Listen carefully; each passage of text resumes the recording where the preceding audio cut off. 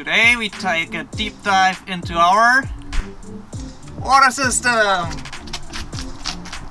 Welcome back to Road to Pitches. Our names are Chiko and Moritz, and we are converting a GMC Savana box truck into our dream camper van. First step, filling it up.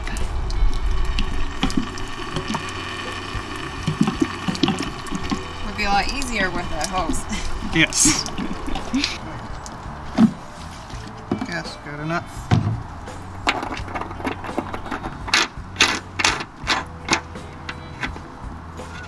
So the water starts here,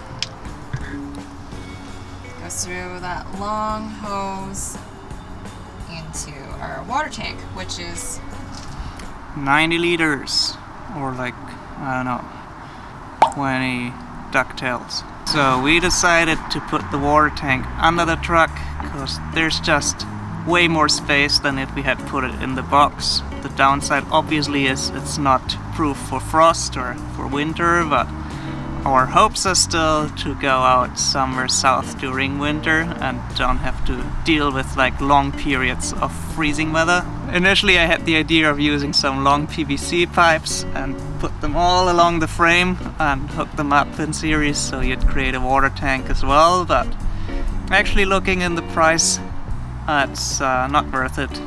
And this way is so much easier to install, and yeah, that's why we went with a regular 90 liter camper tank, water tank. To keep our water a little bit longer potable, I did purchase a UV LED light, which should hopefully help to keep the water free of bacteria or viruses. We will still have a filter on the inside for our drinking water, but still, I think it's a little bit peace of mind if we sterilize the water with UV light.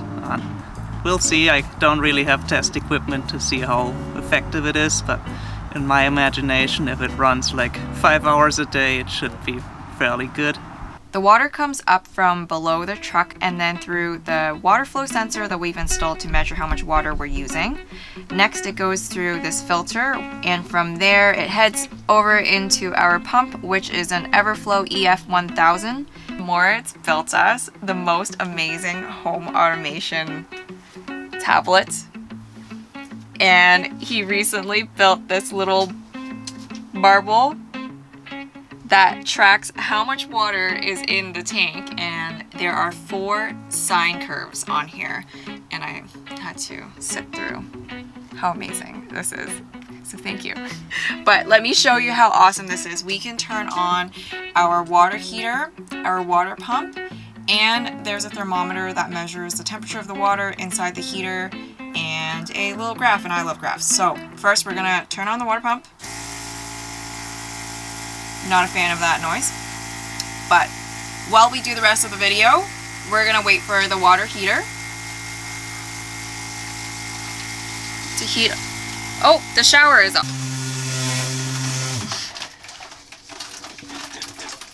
I think it's safe to say that that plumbing is not your forte, my dear. Yeah, I would think so. Moritz goes into a little bit of detail about how he programmed all of this in a previous video, and we'll link it in the info box above.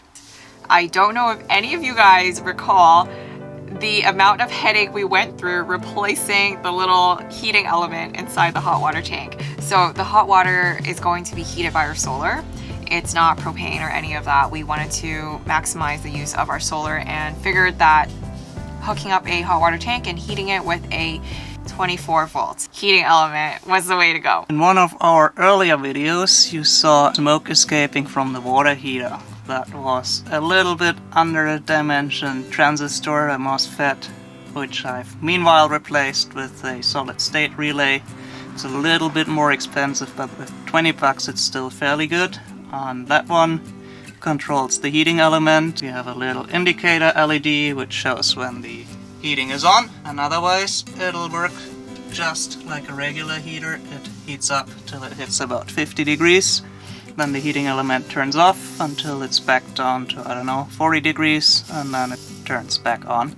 So the power comes from here, from our positive bus bar, goes into the water heater, and the heating element comes back out, goes into our solid state relay, and from here it goes back into the negative bus bar.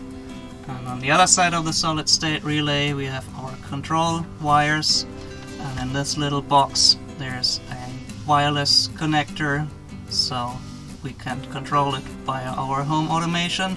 The water system consists of 1/2-inch vinyl pipe, which go through some brass fittings, and in the very corner I put together a little accumulator tank made of leftover ABS.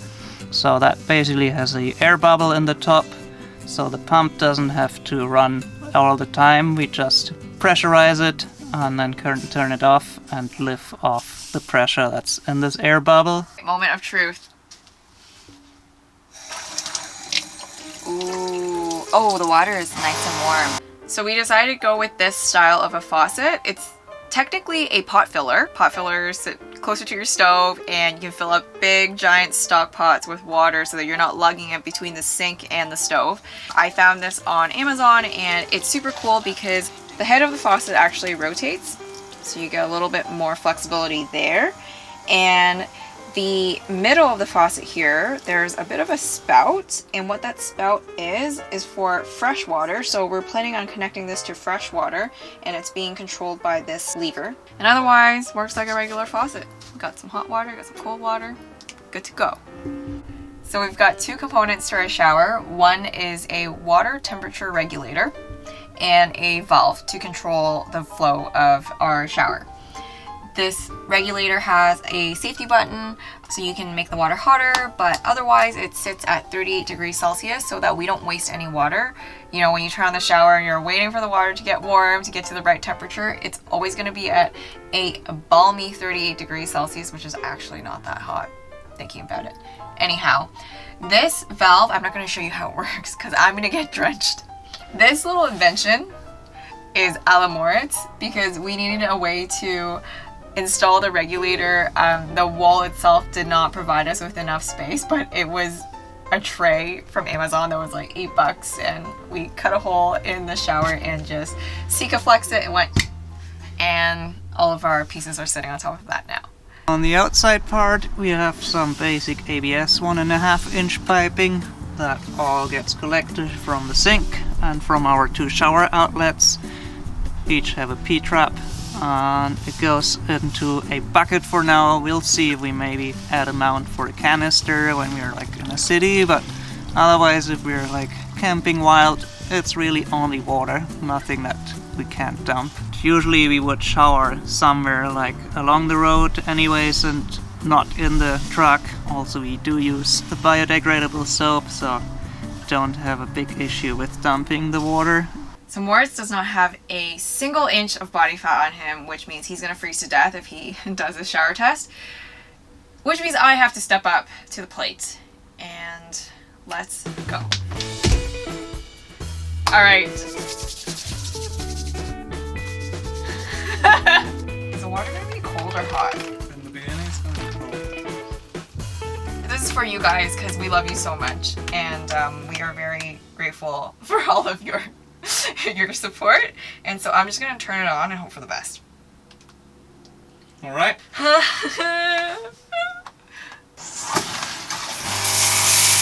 my god, that is so cold. Is it getting better? But wait.